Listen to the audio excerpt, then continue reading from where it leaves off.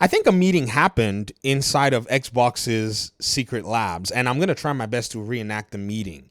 So apparently, it seems like a team of developers, or I guess maybe decision makers, went to an office in Microsoft that had a name tag that said Phil on there. So they knocked the door, and they were like, the response was probably somewhere around the lines of, "Who's there?"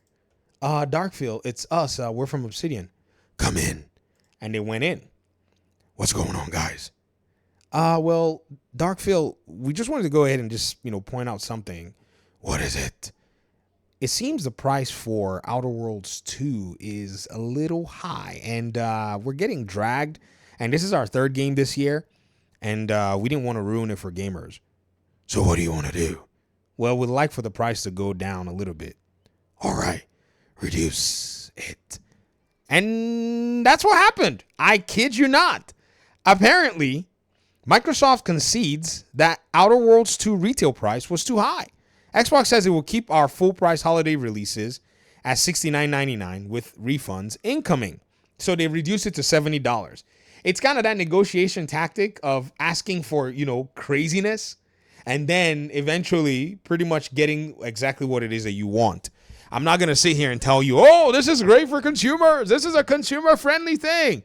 Nah, bro, if you want to play it on Game Pass and wait till the price drops to dirt cheap, and then that's it. Or you just wait till the price drops to dirt cheap. That's eventually going to happen. These games, they don't stay premium in their pricing forever. And you also probably already have a backlog, but feel free to do what you want with your money. Let's go ahead and check out Just Gordon's article because I think it's very interesting. In fact, I think we can look at the tweet. If this is the tweet, and we can look at some comments too. I wonder what the detractors are going to say, because remember, Borderlands 4's own team, they also did something this way. They were like, oh, Borderlands 4 is going to be $80. And then, Randy, I think is his name, put his foot in his mouth for a little bit, then came back and said, hey, man, we dropped the price. Okay.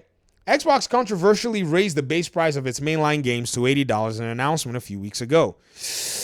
Nintendo, walk free. Now it seems to be backtracking, good I say.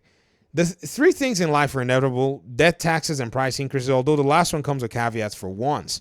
A few weeks ago, Microsoft announced the base price of its games at retail will hit frankly staggering $80.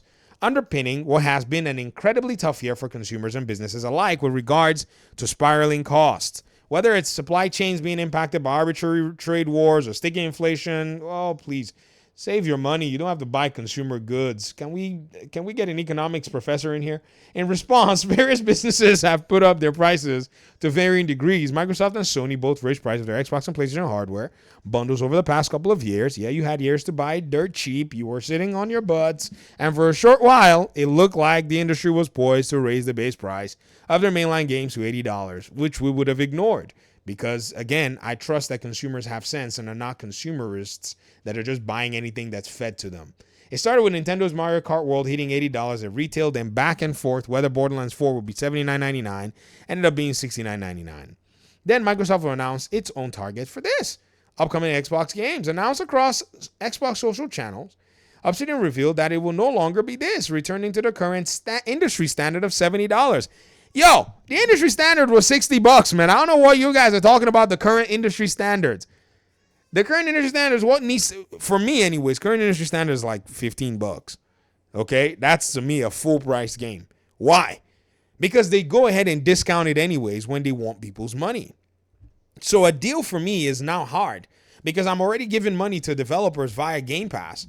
And so if they want any extra, they have to be very compelling in their approach.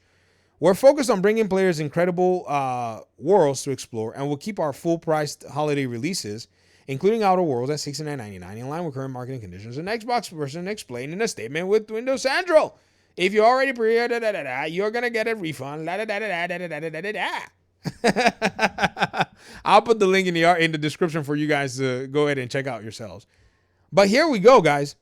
The gaming industry is too sensitive for you to do things like this.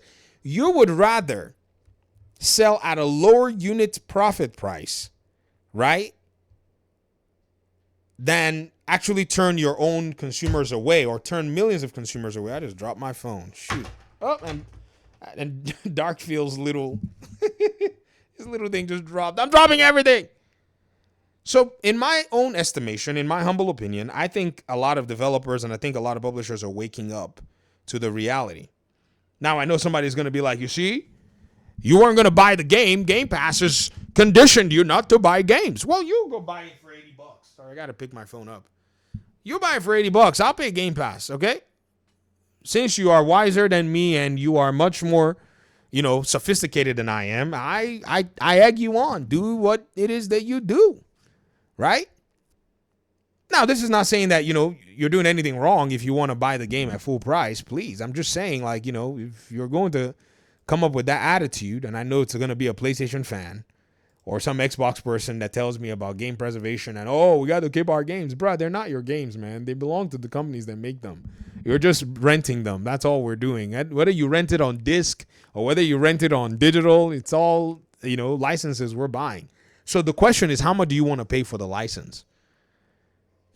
That's why I'm thinking $9.99, bro. Thanks for watching. Peace out.